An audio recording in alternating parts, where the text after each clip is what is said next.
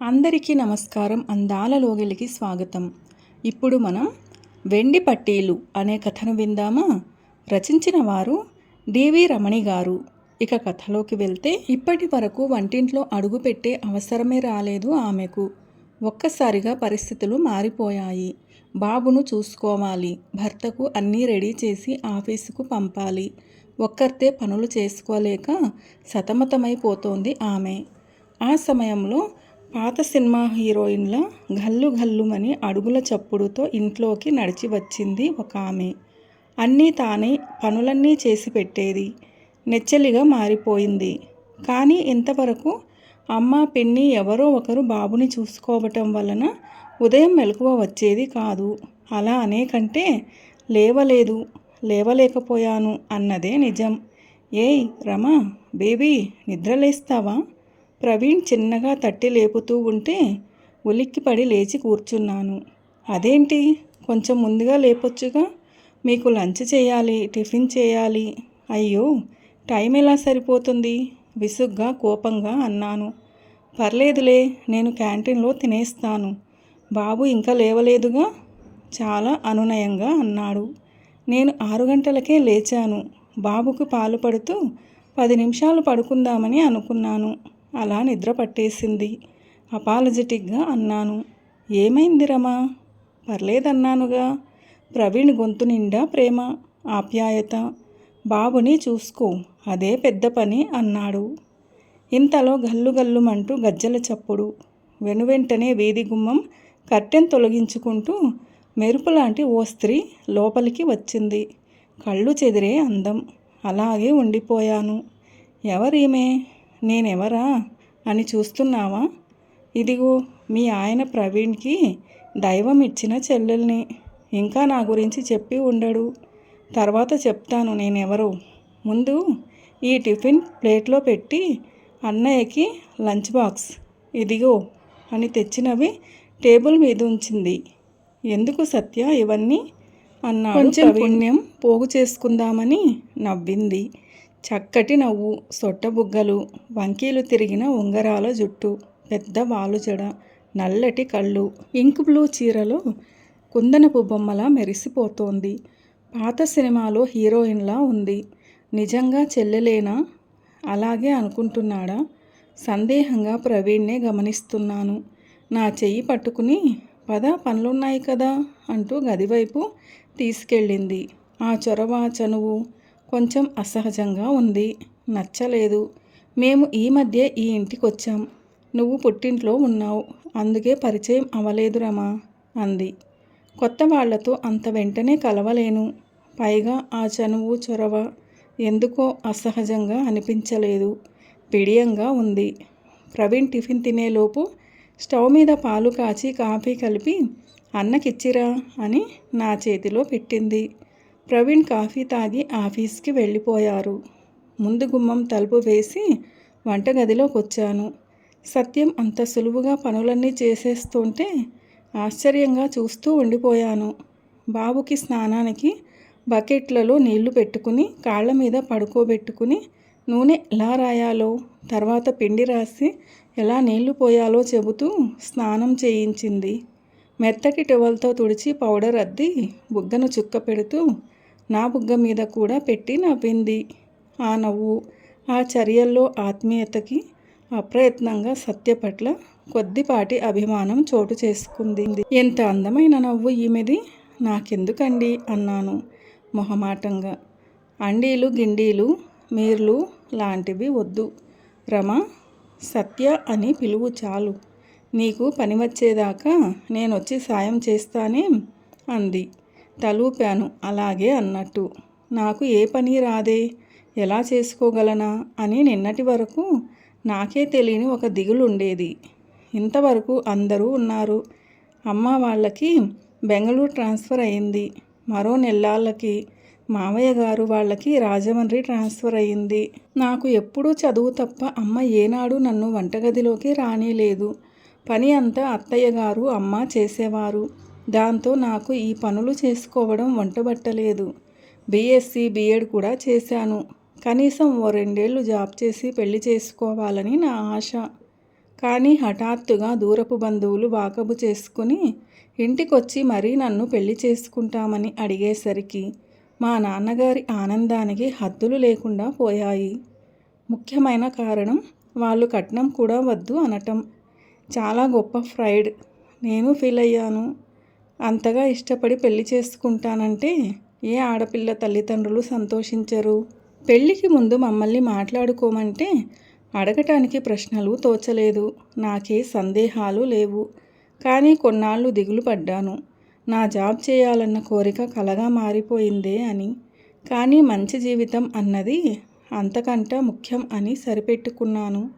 పని తెమలక ఏది ముందు ఏది తర్వాతో చేయడం తెలియక 4 రోజులుగా సతమతమవుతున్నాను. ప్రవీణ్ నా అవస్థ చూసి అన్నీ బయట నుంచి తీసుకొస్తున్నాడు.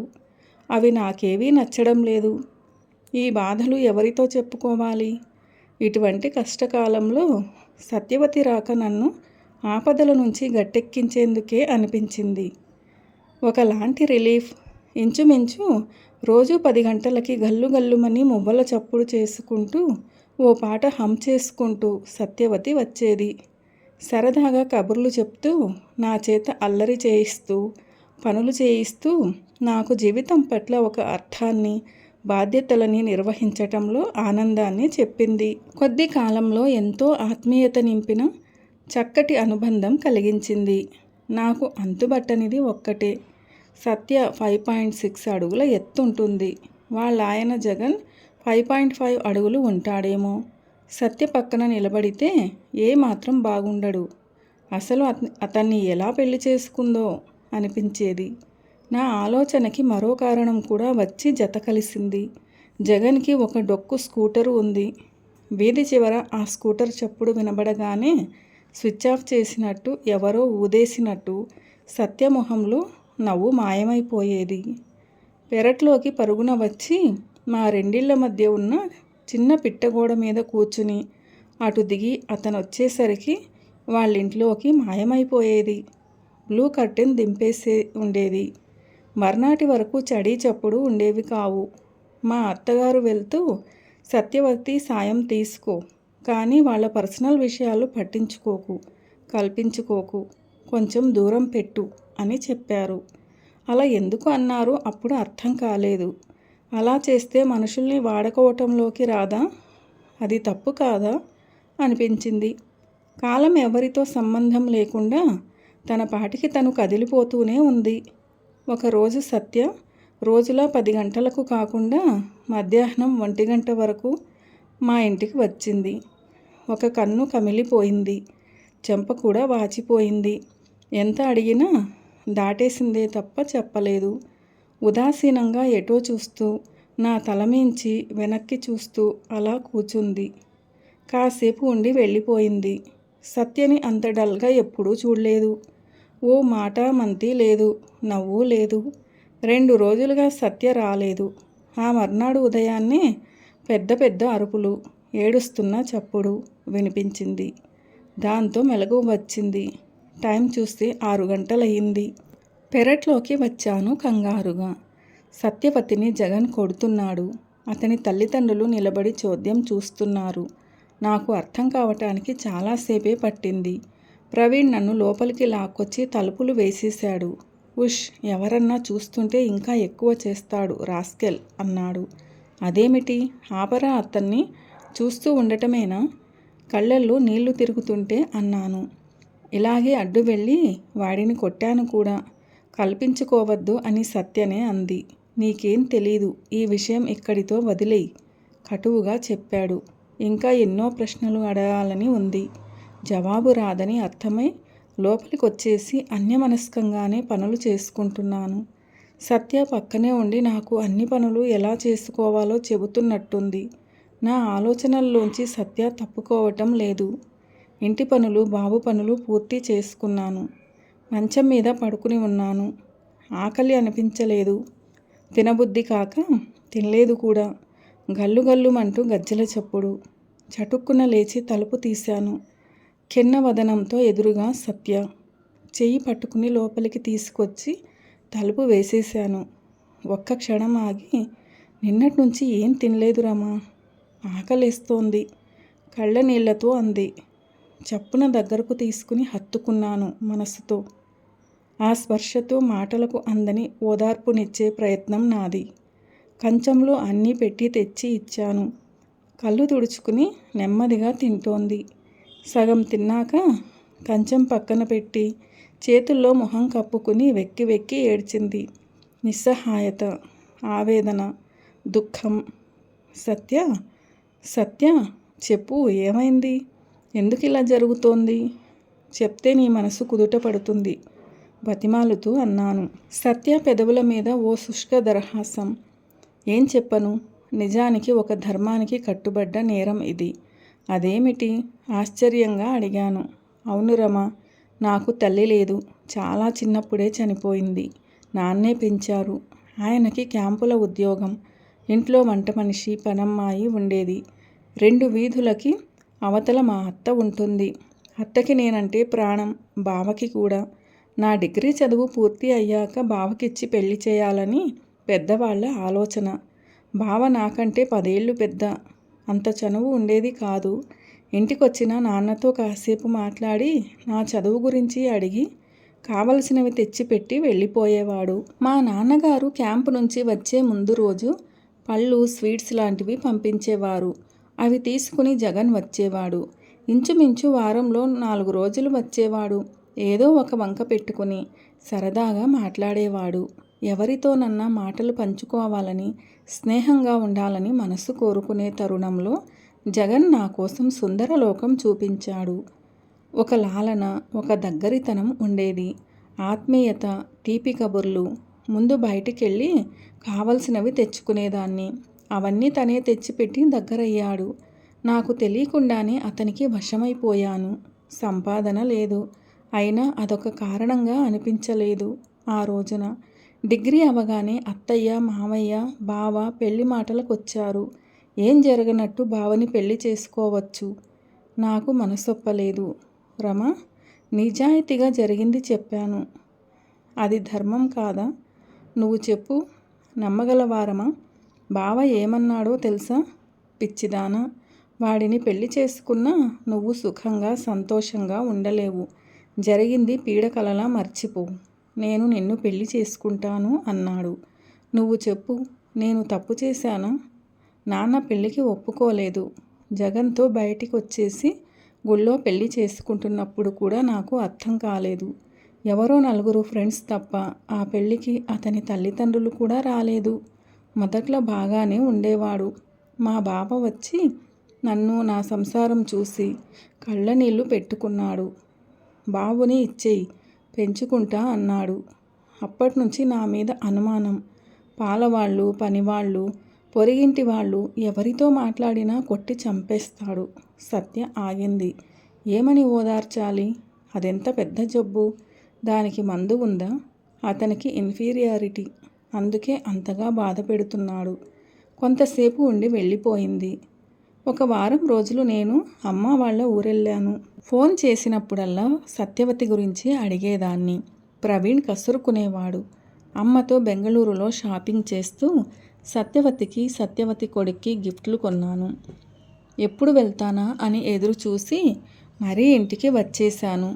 ఎప్పట్లా 10 గంటలప్పుడు మొహమంతా నవ్వు పులుముకుని వచ్చింది సత్యవతిని చూడగానే. ఎంత ఆనందం కలిగిందో. గిఫ్ట్లు చూసి చిన్నపిల్లలా సంబరపడిపోయింది. కొడుకు పుట్టినరోజు అని స్వీట్లు ఇచ్చింది. రమా, అన్నవరం వెళ్తున్నాను అంది. జాగ్రత్త సత్య. పర్లేదా మరి? సందేహంగా అడిగాను. నేనేం అఘాయిత్యం చేసుకోను. నా కొడుకుని ఎవరు చూస్తారు? వాడికి అంత ధైర్యం లేదు. ఇంటి పనులన్నీ నేనే చూసుకోవాలి. సెంటర్లో 2 షాపులున్నాయి. వాటి అద్దెతో ఇల్లు గడుస్తుంది చెప్పింది సత్య. వాటి కోసమే నిన్ను పెళ్లి చేసుకున్నాడు అనాలని నాలిక చివరిదాకా వచ్చింది. అయినా అనకుండా ఊరుకున్నాను. కానీ ఎందుకో నా మనసు కీడు శంకిస్తూనే ఉంది. భయం వేస్తూ ఉంటే ఆ ఆలోచన పక్కకు నెట్టేశాను. 2 రోజుల తర్వాత అత్తయ్య వాళ్ళు సొంత ఇల్లు కొనుక్కొని వ్రతం చేసుకుంటూ మమ్మల్ని పిలిచారు. నన్ను, బాబుని అక్కడ దింపేసి ప్రవీణ్ ఆఫీసుకు వెళ్ళిపోయాడు. సాయంత్రం వరకు చాలా సందడిగా గడిచింది. కజిన్స్ వచ్చారు. నవ్వుతూనే టైం గడిపేశాం. నన్ను ఇంటికి తీసుకెళ్ళడానికి ప్రవీణ్ వచ్చాడు. మొహం అంతా పీక్కుపోయి లంకణాలు చేసినట్టు ఉన్నాడు. కళ్ళు ఎర్రగా ఉన్నాయి. ఏమైంది ప్రవీణ్? అత్తయ్య అడిగింది. తల వంచుకుని కళ్ళు తుడుచుకున్నాడు. అందరం కామైపోయి చూస్తున్నాం. Satya Satya she no more. యాక్సిడెంటో, వాడే చంపేశాడో.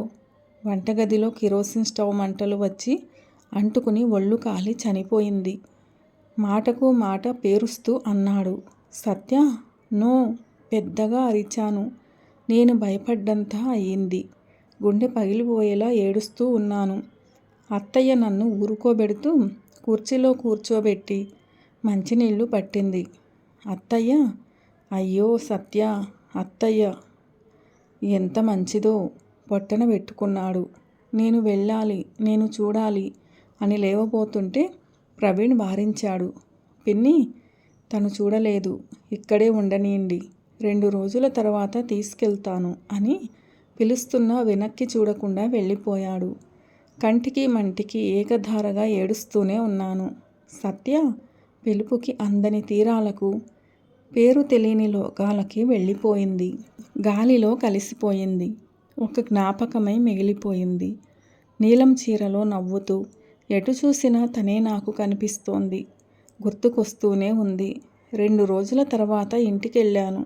మా అత్తయ్య గారు, మామగారు వచ్చి ఉన్నారు. నా చేతిలో నుంచి బాబును తీసుకున్నారు అత్తయ్య. సత్య ఇంటి ముందు జనం నిలబడి ఉన్నారు. 2 కానిస్టేబుల్స్ వాళ్ళ ఇంట్లోకి ఎవరినీ వెళ్ళనీయట్లేదు. లోపలికి వచ్చి సోఫాల్లో కూర్చుని ఉన్నాం. నిశ్శబ్దంగా ఉంది వాతావరణం.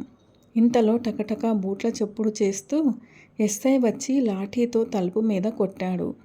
Mister Praveen Kumar, need to talk to you and your missus అని నా వైపే చూస్తున్నాడు. నేను చెప్పేలోపు, అమ్మాయి, బాబుకి ఏ డ్రెస్ వేయాలి, ఇలా లోపలికి రా అంటూ నా చెయ్యి పట్టుకుని లోపలికి తీసుకెళ్ళిపోయారు అత్తయ్య గారు. ఏమన్నా ఉంటే నాతో మాట్లాడండి, ఆమెకేం తెలీదు, ప్రవీణ్ కరెక్ట్గా అన్నాడు. ఇన్స్పెక్టర్ ప్రశ్నలు అడుగుతుంటే ప్రవీణ్ చాలా కూల్గా జవాబిస్తున్నాడు. మా ఎంక్వైరీ ఇంకా పూర్తి అవ్వలేదు, మేం మళ్ళీ వస్తాం అని చెప్పి వెళ్ళిపోయాడు ఎస్ఐ. పని చెయ్యాలనిపించక లేచి కూర్చుని ఉన్నాను. మావయ్య గారు ప్రవీణ్ మాట్లాడుకుంటున్నారు. అత్తయ్య గారు బాబుని ఒళ్ళో పెట్టుకుని గారం చేస్తున్నారు. కాసేపటికి మావయ్య గారు ప్రవీణ్ బయటకు వెళ్ళారు. నాకు ఆశ్చర్యంగా ఉంది. అంత ఘోరం, అంత అన్యాయం జరిగితే అసలేం జరిగినట్టు హాయిగా ఎలా ఉండగలుగుతున్నారా అని. చీకటి పడింది. కళ్ళ మీద చేతులుంచుకుని సోఫాలో పడుకున్నాను. చెవుల్లో సత్య నవ్వు, మాటలే. అమ్మ, పనమ్మాయి రత్తాలు నెమ్మదిగా పిలిచింది. కళ్ళమేంచి చెయ్యి తీసి ఏమిటని అన్నట్టు చూశాను. కొంగులో దాచిన కవరొకటి తీసి గబుక్కున నా చేతిలో పెట్టి, నానిచ్చానని ఊరికి చెప్పకండమ్మా, మళ్ళొత్తా అని వచ్చినంత వేగంగా వెళ్ళిపోయింది. అంటించిన కవర్ తెరిచి చూడగానే వెండి పట్టీలు ఒళ్ళో పడ్డాయి. ఒక పేపర్ రక్తం పడితే తుడిచేసినట్టుగా ఉంది. కష్టపడి రాసిన రాత. రమ, నా దగ్గర అంత టైం లేదు, ఒక్క సాయం చేస్తావా? ఈ వెండి పట్టీలు నేను కొనుక్కున్నవే, జగన్ కొనలేదు, నా గుర్తుగా నువ్వు పెట్టుకో. నాకెందుకో భయంగా ఉంది, నన్ను చంపేస్తాడేమోనని. చంపుతాడు కూడా. నాకేదన్నా అయితే నా కొడుకుని మా బావకి అప్పగిస్తావా? ఫోన్ చెయ్యు, అత్తయ్య నంబరుకైనా, వాళ్ళే వచ్చి తీసుకెళ్తారు. నీ మేలు మర్చిపోను. చాలా రాయాలని, చెప్పాలని, నీ ఒళ్ళో పడుకుని ఏడవాలని ఉంది. చాలా భరించాను, కానీ విధిరాతనెవరు తప్పిస్తారు రమా? కానీ ఇది స్వయంకృతం. సెలవు. నీ సత్య. ఎవరో వస్తున్నట్టు అడుగుల చప్పుడయింది. చప్పున గజ్జెలు దిండు కవర్లో దాచేశాను. పేపర్ కూడా. ప్రవీణ్ వస్తూనే కోపంగా చూస్తూ, రమా, ఏమిటి? పోలీస్ కంప్లైంట్ ఇస్తున్నానన్నావట, అమ్మ చెప్తోంది అన్నాడు. అవును, అది మన బాధ్యత. ఏం అక్కర్లేదు, అనవసరమైన గొడవలు, మనకుండే సమస్యలు చాలు. అలా ఎలా అనగలుగుతున్నావు ప్రవీణ్? రాఖీ కట్టి అన్నా అని నోరారా పిలిచేదే ఇదేనా నీ అభిమానం? అన్నీ ఒట్టి మాటలేనా? అంత అన్యాయం జరిగితే మన వంతు బాధ్యత ఏం లేదా? షటప్. నాకు టీచర్లా నీతులు చెప్పకు. Don't try to teach me. అంత సంఘసేవ మనకు అవసరం లేదు. అందరూ అలా అనుకోబట్టే ఎవరికి వాళ్ళు మనకెందుకులే అని అనుకున్నందువల్లే ఇంత అరాచకం పెరిగిపోయింది. ఏమాత్రం తగ్గకుండా అంతే కోపంగా అన్నాను. తర్వాత ఎప్పుడన్నా డిబేట్ పెడతాను ఈ కాలనీలో, అప్పుడు చెబుదువు గాని నీతులు అనేసి ఫ్రెష్ అవటానికి బాత్రూంలోకి వెళ్ళిపోయాడు. నేను వెంటనే లేచి చీరల అడుగున పట్టీలు దాచేసి లోపల నా పర్సులో ఆ లెటర్ దాచేసి ఏమీ జరగనట్టు కూచున్నాను కోపంగా. అత్తయ్య మావయ్య ఊరెళ్ళాలి. ఓ పక్కన నాకు టైం కూడా లేదు. కానీ వాళ్ళు నన్ను తమ వెంట తీసుకువెళ్ళాలని ఉద్దేశం. 2 రోజుల తర్వాత వెళ్ళడానికి టికెట్లు రిజర్వేషన్ చేయించారు. ఇది ప్రవీణ్ పనే. సత్య కేసు క్లోజ్ అయ్యేదాకా నేను ఇక్కడ ఉండకూడదని ప్రవీణ్ ఉద్దేశం. ప్రవీణ్ ఆఫీస్కు వెళ్ళగానే నేను మా అత్తయ్య వాళ్ళింటికి వెళ్ళి వస్తాను అని చెప్పి ఇంట్లో నుంచి బయలుదేరాను. బీరువా తాళాలు నా పర్సులో వేసుకోవటం మర్చిపోలేదు. అత్తయ్య గారు నా వస్తువులన్నీ వెతుకుతారు. తగని క్యూరియాసిటీ ఆవిడకు. ఇంటి దగ్గర బయలుదేరి నేరుగా పోలీస్ స్టేషన్కి వెళ్ళి సత్య ఉత్తరం ఇన్స్పెక్టర్కి ఇచ్చి పోలీస్ స్టేషన్ నుంచి వాళ్ళ బావకి ఫోన్ చేయించాను. ఇన్స్పెక్టర్ గారు, సత్యకి న్యాయం చేయండి ప్లీజ్. నా పేరు బయట పెట్టవద్దు. నేను బయటకు వచ్చి సాక్ష్యం చెప్పడం మా ఇంట్లో ఎవరికీ ఇష్టం లేదు. నేనే మొండి ధైర్యంతో వచ్చాను. కళ్ళ నీళ్లతో చెప్పాను. ష్యూరమ్మ, తప్పకుండా. నాకు తెలుసు ఇలాంటిదేదో జరిగిందని. ఆ జగన్ 2 సార్లు పోలీస్ లాకప్లో ఉన్నాడు. వాడి సంగతి నేను చూస్తాను. మీరు నిశ్చింతగా వెళ్ళండి అన్నాడు. చాలా థ్యాంక్స్ అండి. ఇలా సహకరిస్తే మేము మా డ్యూటీ చెయ్యగలం అన్నాడు. అత్తయ్య వాళ్ళ ఇంటికెళ్ళి సాయంత్రం వరకు ఉండి ఏం జరగనట్టు తిరిగి ఇంటికి వచ్చేశాను. ఒకలాంటి మొండి ధైర్యం. ఏం జరుగుతుంది? ఒకవేళ ఏమైనా జరిగినా సత్యకి జరిగిన అన్యాయం కంటే నాకు ఎక్కువ బాధ ఉంటుందా? సత్య ఒక ధర్మానికి నిలబడి బలైపోయింది కదా. సత్య మీద జాలి, బాధ కలిగాయి. ప్రవీణ్కి, అత్తగారికి, మామగారికి కోపం వస్తే ఏం జరుగుతుంది? కొన్నాళ్ళు నాతో మాట్లాడరు, అంతేగా. ఆ రోజు సాయంత్రం ఇంటికి తిరిగొచ్చాక పనులు చేసుకుంటూ ఆలోచనలతో గడిపేశాను. మర్నాడు 10 గంటల ప్రాంతంలో పోలీస్ జీప్ హారన్ కొడుతూ వచ్చింది. చేస్తున్న పని పక్కన పెట్టి పరుగు పరుగున క్యూరియాసిటీతో బయట వసారాలోకి వచ్చాను. జగన్కి సంకెళ్ళు వేసి పక్క ఇంట్లో నుంచి లాక్కొస్తున్నారు. అతని తల్లిదండ్రుల్ని కూడా సంకెళ్ళు వేసి తీసుకొస్తున్నారు. వీధిలో అందరూ ఇళ్లలో నుంచి బయటికి వచ్చి చూస్తున్నారు. పోలీస్ జీపు పక్కన ఒక కారు ఉంది. ఒక యువకుడు సూట్లో ఇంకో వ్యక్తి నిలబడి ఉన్నాడు. ఆ యువకుడి చేతుల్లో సత్యవతి కొడుకు. నన్ను దూరం నుంచే చూసి నవ్వుతున్నాడు. అచ్చు వాళ్ళ అమ్మ నవ్వు వాడిది మనోహరంగా అనిపించింది. తలెత్తి ఆకాశం వైపు చూశాను. సత్య నవ్వుతూ చూసినట్టు అనిపించింది. న్యాయం చెయ్యగలిగాననే ఒక సంతృప్తి నాలో. సత్య ఆ పేపర్లో రాసి నాకు పెంపకపోయి ఉంటే నేనేమీ చేయగలిగేదాన్ని కాను.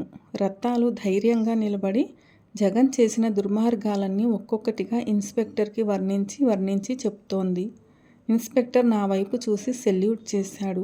మా అత్తయ్య గారు నన్నే సందేహంగా చూస్తూ ఎవరిచ్చారు కంప్లైంట్ అని అడిగారు. ఏమో అని ఓ నవ్వు నవ్వేసి తృప్తిగా లోపలికి వచ్చేశాను. స్నేహధర్మం పాటించాననే ఆనందంతో. డివి రమణి గారు రచించిన వెండి పట్టీలు అనే ఈ కథ ఎలా అనిపించింది మీకు? నచ్చిందా? నచ్చినట్లయితే వీడియోను లైక్ చేయండి. మీ ప్రియమైన వారందరికీ షేర్ చేయండి. అలాగే మన ఛానల్ను సబ్స్క్రైబ్ చేసుకోవడం అస్సలు మర్చిపోవద్దు. ఈ వీడియోను చివరిదాకా చూసి కథను పూర్తిగా విన్నందుకు ధన్యవాదాలు. ఈ కథపై మీ విలువైన అభిప్రాయాలను కామెంట్ సెక్షన్లో తప్పకుండా తెలియచేయగలరు. ఇలాంటి మరిన్ని మంచి కథల కోసం స్టే ట్యూన్. అందాల లోగిలి. See you all in another video. Till then keep smiling and be happy. A very special thanks to the story writer Ramani garu for this wonderful and amazing story. వెండి పట్టీలు.